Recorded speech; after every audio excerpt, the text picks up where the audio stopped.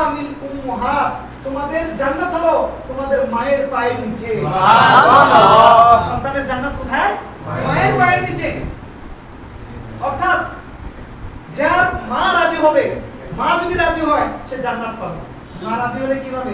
জান্নাত পাবে। এবং যাদের মা বাবা রয়েছে, অনুরোধ করব মা বাবাকে খেদমত করুন, তাদেরকে বুঝার চেষ্টা করুন, তারা অনেক বড় নিয়ামত, তারা অনেক বড় নিয়ামত। মা কিংবা বাবা, বাবাকে দূর থেকে আসতে দেখে সম্মানার্থে দাঁড়িয়ে যান। মা বাবাকে দেখলে কি করেন? বাবাকে ইজ্জত করেন, দাঁড়িয়ে যান। ডাকলে তৎক্ষণাৎ লাব্বাইক হাজির বলুন। মা বাবা যখন ডাক দিবে লাব্বাইক হাজির, মা আসতেছি, এভাবে বলুন। ভদ্রতার সাথে আপন জবান, আপন আপনি জনাব করে কথাবার্তা বলুন। তাদেরকে তুই তাই করে বলবেন না, আপনি বলেন। মা বাবাকে কি বলেন? সম্মান করে কথা বলুন।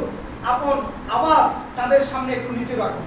অনেক সময় ছেলেরা না বুঝার কারণে মা বাবার মুখে তর্ক করতে গিয়ে মা বাবার চেয়ে বড় আওয়াজে কথা বলে, মা বাবার চেয়ে বড় আওয়াজে কথা বলে। এমন করা যাবে না। মা বাবার চেয়ে নিচু আওয়াজে কি করুন? কথাবার্তা বলুন। হযরত সাইয়েদুনা আব্দুল্লাহ বিন আউন রাহমাতুল্লাহ আলাইহিকে তার মা ডাকলেন উত্তর প্রদানে, নিজের আওয়াজ কিছুটা উঁচু হয়ে গেলে এই কারণে তিনি দুইটি গোলাম আযাদ করলেন। আল্লাহু আকবার। একজন আল্লাহর ওলি, একজন আল্লাহর নেককার বান্দা, ওনার মায়ের সাথে কথা বলতে গিয়ে আওয়াজ একটু উঁচু হয়ে গেছে, বেয়াদবি করে নাই, আওয়াজ একটু কি হয়ে গেছে? উঁচু হয়ে গেছে। এই জন্য তিনি বুঝলেন যে না, মায়ের সাথে এমন করাটা ঠিক হয় নাই।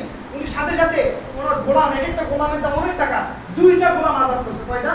দুইটা। আল্লাহর রাস্তায় সদকা করে দিয়েছে, তোমাদেরকে আযাদ। আমার মায়ের আওয়াজের চেয়ে আমার আওয়াজ কি হয়ে গেছে? বড় হয়ে গেছে। মায়ের সাথে বেয়াদবি হয়ে গেছে। এজন্য কি করলেন? দুইটা গোলাম আযাদ করে দিলেন। সুবহানাল্লাহ। আমাদের বুজুর্গদের দিন, তিনারা কত পিতামাতার প্রতি কেমন শ্রদ্ধাশীল ছিলেন এবং তাদের কিরূপ মানে চিন্তাধারা ছিল। আমরা দুইটি গোলাম কোথা থেকে আযাদ করব?